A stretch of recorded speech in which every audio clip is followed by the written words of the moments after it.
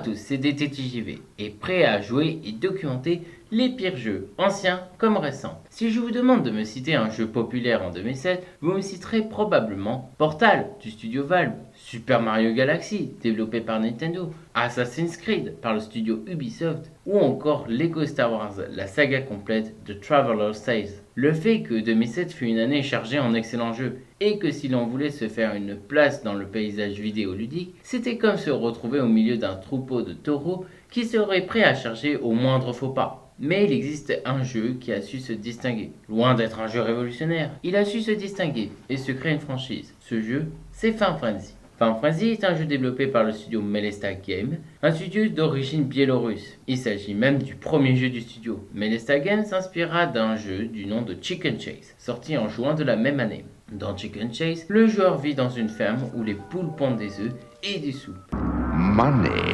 Plus le joueur met du temps pour les récupérer, plus il descend de valeur. L'inverse d'une inflation, on va dire une déflation. Le but de chaque niveau est différent, mais cela varie entre gagner une certaine somme d'argent, avoir un certain nombre de poules présentes dans la ferme, ou encore garder un certain nombre d'œufs présents dans votre inventaire. Le jeu demande à savoir utiliser l'argent à bonne dose, car il faut nourrir les poules pour éviter qu'elles meurent. Final Fantasy, sorti en décembre, soit 6 mois plus tard, reprendra en partie le principe de Chicken Chase, mais le rendant plus amusant. Final Fantasy réussit à améliorer Chicken Chase de tous les côtés. Final Fantasy est désormais une simulation de ferme plus crédible, avec des nouveaux animaux, avec l'ajout du mouton et d'une vache, produisant respectivement de la laine et du lait. Les objectifs de niveau sont essentiellement les mêmes que Chicken Chase, comme la collecte d'objets par exemple. Se rajoute un autre élément important de Final Fantasy, les bâtiments, car les produits créés par les animaux peuvent être transformés en d'autres produits. Prenons l'exemple des œufs. Les œufs peuvent devenir des œufs en poudre, et ces œufs en poudre peuvent devenir à leur tour des cupcakes. La stratégie et réflexion du jeu n'est plus seulement est-ce que je vends un œuf ou est-ce que j'achète une poule, mais devient désormais plus complexe. Et au fur et à mesure des niveaux, des éléments se rajoutent, telle une liste de courses qui devient de plus en plus grande et donc de plus en plus difficile de faire le meilleur choix. Un autre point qui fait que Final Fantasy n'est pas ennuyeux sont les ours. En effet, les ours peuvent apparaître dans votre ferme et s'ils touchent un produit ou un animal, les ours les feront voler à travers la galaxie.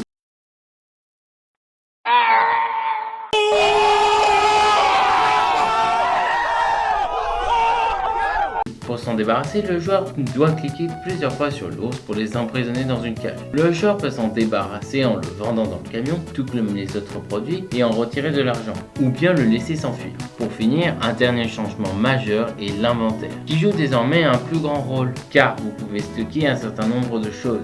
Pour vous aider, vous avez le camion qui permet de vendre vos produits présents dans votre inventaire et gagner des sous avec. Mais le camion contient une limite là aussi. Cela demandera de savoir gérer le stockage à tous les niveaux. Final Fantasy devient un succès et devient rapidement en tête des classements de Real Network, MSN Game, Big Fish Game, Pogo.com, iWin et d'autres classements. C'est ainsi que tout naturellement Melesta créa une suite nommée Final Fantasy 2. Final Fantasy 2 sort le 27 août 2008, soit presque 9 mois après le premier jeu. Cette suite améliore les graphismes qui sont ainsi plus travaillés, les designs des animaux est aussi plus travaillé, que ce soit les poules ou bien les vaches, les animaux semblent plus réalistes.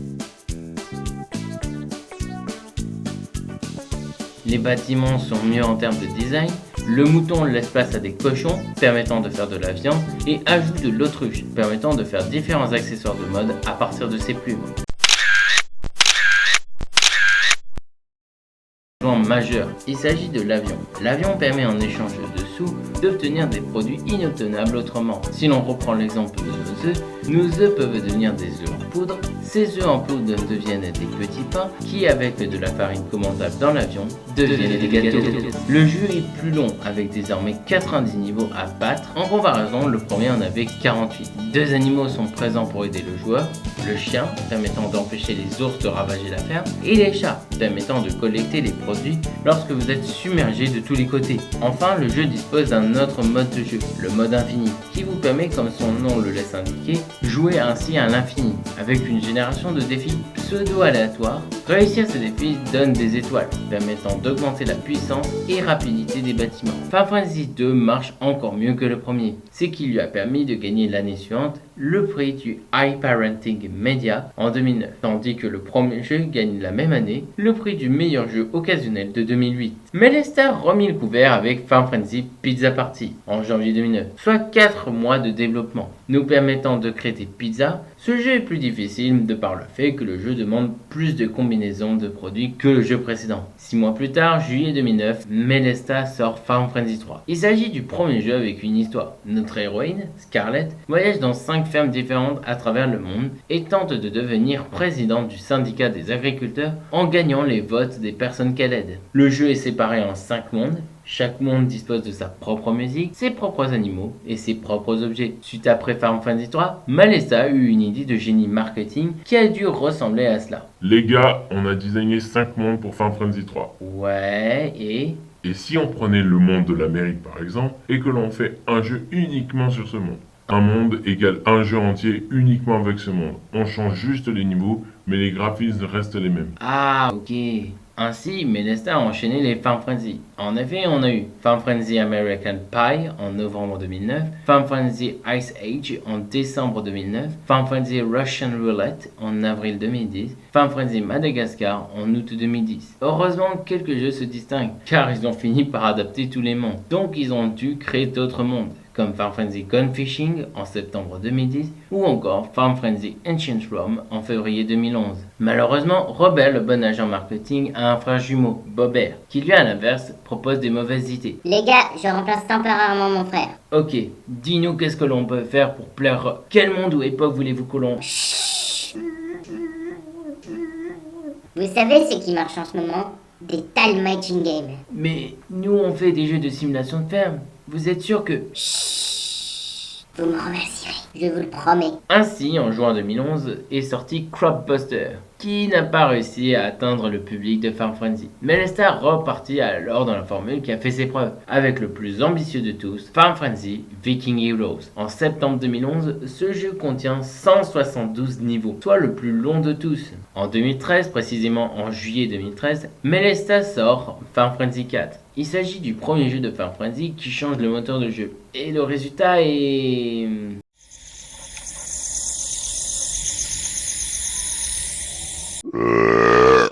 En 2015, 2 jeux sortiront. Final Fantasy Hurricane Season en avril et Final Fantasy Heave-O en août. Et ne satisferont pas les joueurs. Puis plus rien. Pendant 6 ans, car en janvier 2021 sort Final Fantasy Refreshed, dernier jeu de la saga Final Fantasy, développé par un autre studio, à savoir Game On Production.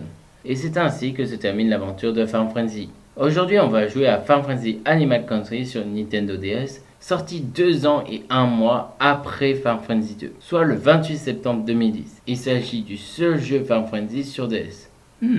Étrange. Mais avant d'énumérer les défauts de ce jeu, qui sont nombreux, j'aimerais préciser quelque chose. Ce jeu n'est pas mauvais comme un Superman 64, car si Superman 64 est mauvais de par d'énormes défauts, le jeu d'aujourd'hui a plus des détails qui, de base, n'auraient rien de problématique, mais au vu du nombre de ces petits changements, pèsent lourd sur la balance. Qu'en penses-tu, moi, du montage? Ouais, à cette vitesse, je vais avoir 65 ans avant que... Et je vais recommencer cette ligne parce que je dis n'importe quoi. Ouais, à cette vitesse, je vais avoir 65 ans quand j'aurai terminé, merci. C'est pourquoi je vais afficher un compteur en haut à gauche de la vidéo.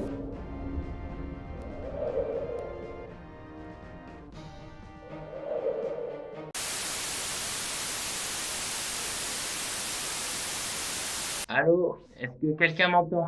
Ah, ça y est. C'est moi, détective JP du montage. Ou futur, peu importe. J'ai oublié de mentionner que Final Fantasy Animal Country a été développé par North Pole Studio Co. Limited et édité par City Interactive USA Incorporated. Bonne vidéo et désolé du dérangement.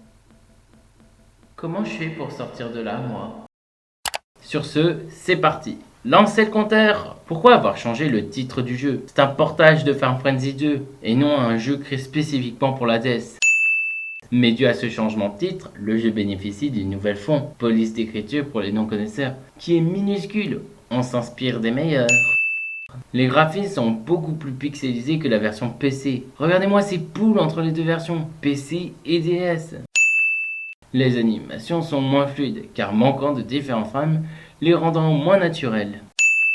Un choix de langue limité à 2 langues seulement, là où la version démo flash de Final Fantasy 2 avait 7 langues. Il manque des musiques par rapport à la version originale. Sur PC, il y a 4 musiques. Une pour l'écran titre,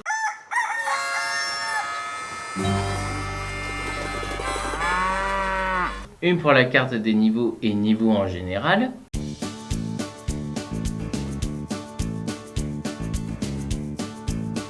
une pour annoncer niveau terminé,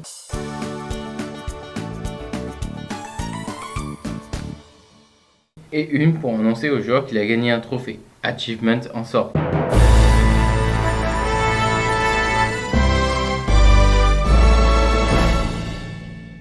Sur DS, il manque la musique des trophées. Lorsque le joueur finit un niveau sur PC, la musique du niveau se coupe et laisse place à la musique de fin de niveau. Logique, non?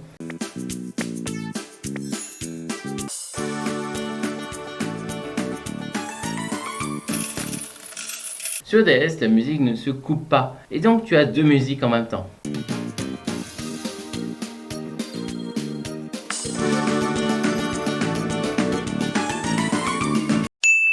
Même chose pour la carte des niveaux. Sur PC, cela coupe la musique de fin de niveau, puis joue la musique des niveaux. Sur DS, tu as les 2 musiques qui se chevauchent. Mais en plus, la carte joue désormais la musique de l'écran titre.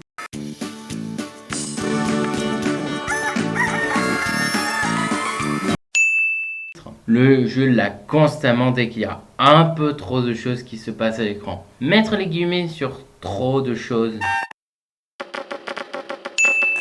Le joueur ne peut créer que 3 profils de sauvegarde. Sur PC, il semble y avoir aucune limite. Sur PC, il existe un trophée demandant de récupérer 7 produits commandés par l'avion avant qu'il ne touche le sol. Cela demande un poil de rapidité et de réflexe. Sur DS, il ne faut qu'en récupérer un seul. Les descriptions des trophées ont aussi souffert de problèmes, comme les consignes pour les obtenir n'étant pas claires. Les trophées relatifs au mode carrière du jeu sont appelés au nom du mode survie, survival. Pourquoi? Sur PC, il y a un trophée demandant au joueur d'avoir un objet de chaque dans l'entrepôt, inventaire du joueur. Donc un produit de chaque et une espèce de chaque ennemi. Tandis que sur DS, il suffit simplement d'avoir l'inventaire trop plein, ce qui est assez facile dans ce jeu. Cliquer un peu trop sur un trophée non obtenu fait bugger sa description, l'affichant à certains endroits noirs. Pour finir avec les trophées, je pense que finir 10 niveaux, ou 10 levels en anglais, prend un S à la fin de level. Sur PC, tous les animaux du jeu lâchent un produit toutes les 20 secondes. Sur DS, ce temps est un peu moins précis, résultant des problèmes de timing. Sur PC, lorsque le joueur met en pause avec le menu pause et revient dans la partie, le temps repart normalement, comme pour un chronomètre. Sur DS, mettre en pause et déposer le jeu avance le temps d'1 seconde systématiquement. Enfin, si certains temps ont été changés pour correspondre à ces changements, malheureusement la plupart ne furent pas changés par rapport à la version PC. Il est de ce fait impossible de finir tous les niveaux avec le rang doré légitimement. RIP le trophée. Le trophée finir tous les niveaux avec le rang doré n'est pas donné même en hackant le jeu de sorte à avoir le plus petit temps possible et imaginable. Le trophée finir tous les niveaux est lui aussi pas donné aux joueurs en terminant tous les niveaux du mode carrière. Les temps records sont en soi un moyen de battre son meilleur temps, donnant lieu à de la rejouabilité. Et bien sûr, sur DS, il n'existe plus. Donc impossible de tenir le trophée correspondant, de battre le temps record d'un niveau. Pourtant, les images promotionnelles du jeu montraient la présence des temps records. Donc question, Pourquoi les avoir retirés? sur PC, il existe des gags visuels qui consistent en une animation rigolote passant rapidement à l'écran. Si le joueur y clique dessus, il est considéré comme trouvé. Les trouver toutes donnent un trophée. Sur DS, ces animations n'apparaissent plus. Donc le trophée pour les trouver fut aussi supprimé. Sur PC, l'icône de pièces pour représenter l'argent que vous avez dispose d'une animation. Animation qui n'est pas transposée sur DS. Sur PC, les bâtiments bougent beaucoup plus lorsqu'utilisés par le joueur. Sur DS, ouais, c'est pas pareil. Sur PC, lorsque le joueur vient à augmenter à fond quelque chose, un stick vert remplace les ronds sur les côtés. Sur DS, certains gardent les ronds alors que le bâtiment ou animal est à fond. Sur PC, le chat cherche et récupère les produits. Sur DS, il collecte les objets présents dans sa trajectoire. Si un produit se trouve loin, il n'ira le prendre que s'il va dans sa direction à ce moment. Peggy 18. Sur PC, les chiens ont différentes capacités en fonction du niveau. Dans le niveau de base, il aboie et empêche que les ours ou pandas bougent sur votre terrain. Au niveau suivant, il les effraie, les faisant partir au loin. Au niveau suivant, il les fait voler. Par contre, vous perdez le chien après cela. Enfin, à la dernière amélioration, il les met dans une cage pour vous. Sur DS, il ne fait que les empêcher de bouger, peu importe le niveau d'amélioration. Car sur DS, les améliorations de chien et chat n'améliorent ni la vitesse du chat, ni l'efficacité du chien. De plus, sur PC, chaque amélioration vient avec sa propre espèce. Sur DS, il n'évolue jamais d'une espèce à une autre. Sur PC, il existe certains niveaux qui incluent des chats et des chiens dès le début du niveau. Sur DS, ces mêmes niveaux, curieusement, ils n'apparaissent pas. Pour une raison que j'ignore, les chats ne peuvent pas se faire enlever par les ours. Sur PC, ils peuvent comme un peu tous les autres animaux, mais pas sur DS. Sur PC, il est possible d'annuler un produit mis dans le camion en un clic. Mais sur DS, impossible. Le seul moyen est de quitter le camion et donc perdre un temps monstre. Avec tout cela, on n'a pas encore parlé du mode infini. Ouais, on n'a parlé que du mode carrière. Sur PC, les objectifs sont aléatoires, tant les produits que les animaux et leur quantité demandée. Sur DS, les défis ne demanderont qu'entre 1 à 6 de chaque défi. Hashtag nul. Sur PC, un défi accompli récompense le genre d'étoiles, permettant la possibilité d'augmenter les bâtiments, puis d'utiliser les pièces pour augmenter de niveau. Sur DS, il n'y a que les pièces. Le système d'étoiles est simplement absent. Sur PC, le joueur qui finit une mission s'en va attribuer une nouvelle aléatoire. Sur DS, la mission accomplie ne fait que redonner le même défi. On peut attraper des pandas de temps à autre, mais uniquement avec la cage par défaut, même si vous avez augmenté le niveau des cages dans le mode carrière. Sur PC, vous commencez avec rien et vous devez vous débrouiller pour faire rentrer des sous. Sur DS, vous commencez parfois avec rien ou bien avec 50, 90 ou même 200 pièces. Recommencer ce mode avec l'option Restart dans le menu vous emmènera toujours au deuxième niveau du mode carrière, pour je ne sais quelle raison, probablement aveugle. Pour finir, des détails pas si anodins, comme le fait que le jeu n'autorise que 20 animaux en même temps, là où la version PC ne semble avoir aucune limite. Seul un seul ours peut tomber à la fois, ce qui rend le jeu plus prévisible. Sur PC, il peut en tomber plusieurs selon le niveau. Tous les animaux hostiles ont la même force par rapport aux animaux. Le panda, ne pouvant que faire partir les poules, fait désormais partir même les autruches. Dans le même genre, les ours blancs ne peuvent plus casser vos bâtiments. Des bruitages ont été retirés ou modifiés pour des raisons que je ne comprends pas, comme le fait qu'un défi accompli sur PC fait un bruitage. Sur DS, il n'en fait aucun. Ou encore le bruitage pour récupérer des produits est devenu le même bruitage que lorsqu'on dépose des objets dans le camion ou l'avion. En parlant de l'avion, lorsqu'il revient, il fait désormais un bruit de camion. Houston, tour de contrôle, vous pouvez atterrir. Houston, tour de contrôle, vous pouvez atterrir. Sur PC, si vous cliquez sur le puits alors que vous n'avez pas assez de sous, un bruitage et une flèche pointée sur vos sous le signalent. Sur DS, ni bruitage, ni flèche. Rien. Effort minimum. Sur PC, si vous avez débuté un niveau et vous quittez le jeu et revenez plus tard, le jeu vous demandera si vous voulez reprendre la partie entamée de ce niveau. C'est cool. Sur TS, ce système ingénieux semble avoir disparu. Oh, dommage. Sur PC, les objets achetés dans l'avion, si revendus tels quels dans le camion, le jeu ne récupère que la moitié des sous dépensés. Mais pas sur TS. La farine coûtant 10 se vendra elle aussi à 10. Les bâtiments de niveau supérieur changent de design sur PC, ce qui est logique, mais pas sur DS. Le seul moyen de savoir la différence est le nombre d'étoiles à côté de celui-ci. Enfin, la page Help affiche des designs de la version PC et non DS. Regardez le cochon. Voilà, je pense que c'est à peu près tout. Non, en fait, un petit bonus à la fin de la critique est présent. Mais je sens qu'on l'on pourrait me dire... Oui, mais si tu l'as d'exploitation sur DS, donc forcément moins puissante que le PC.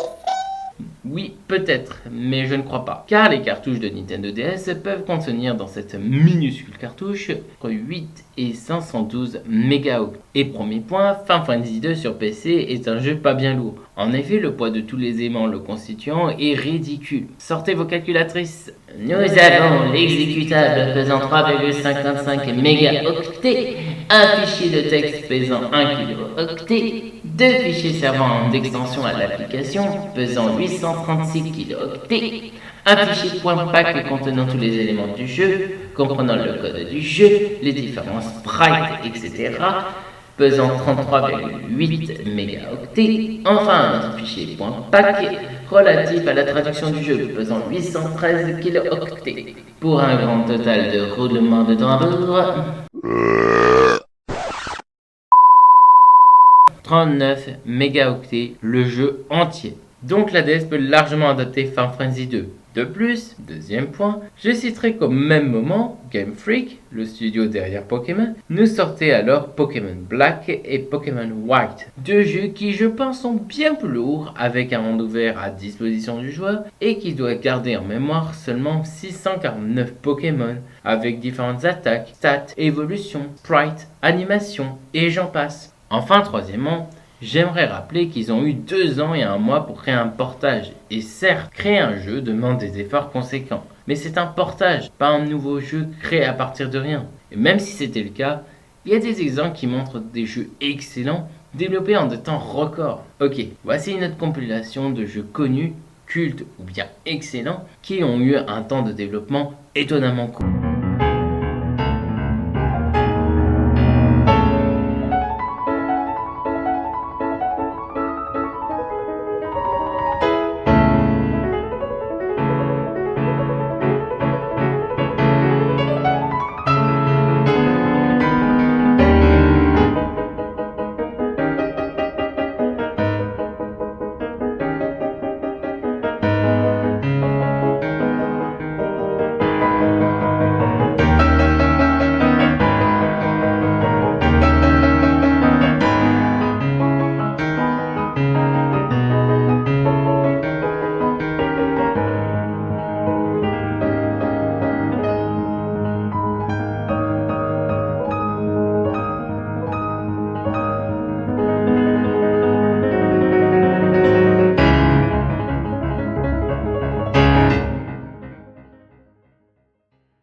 Ceci conclut cette enquête. J'espère que la vidéo vous a plu. N'hésite pas à mettre un j'aime et t'abonner avec la cloche. Cela m'aide énormément. Si tu connais d'autres mauvais jeux qui méritent d'être traités en enquête, dis-le en commentaire. Nous nous retrouverons une prochaine fois. A plus. Et maintenant le bonus de fin de vidéo concernant les défauts de la boîte du jeu. Le style de dessin des animaux du devant et derrière ressemble davantage au premier Final Fantasy qu'à ceux du 2. Le texte dit, je cite, « Vous pouvez élever des vaches, canards et moutons. » Non, il n'y a pas de moutons. Il y en avait dans le premier et dans d'autres, mais pas celui-ci. Et les canards sont des poules, donc 2 points. On peut compter 3 avec un canard sur le devant, alors que ce n'est pas le cas. Il y a aussi marqué que l'on peut vendre de la laine de « mouton ». Je suppose, mais dans tous les cas, c'est faux. Plus de 100 niveaux à jouer. Là non plus. Final Fantasy 2 a un total de 90 niveaux. Donc moins de 100. Élever 5 différents types d'animaux. On a en tout la poule 1, le cochon 2, la vache 3, l'autruche 4. Et les 2 animaux de chien ne comptent pas. Donc faux encore. Enfin, plante, sème et récolte des produits que tu pourras vendre. C'est presque vrai, mais jamais on plante à proprement parler, encore moins sème. Donc c'est plutôt nourrit et récolte les produits. Je terminerai en disant que celui qui a joué pour montrer la carte n'a pas réussi lui non plus à avoir beaucoup de niveaux en doré. Cela fait peur.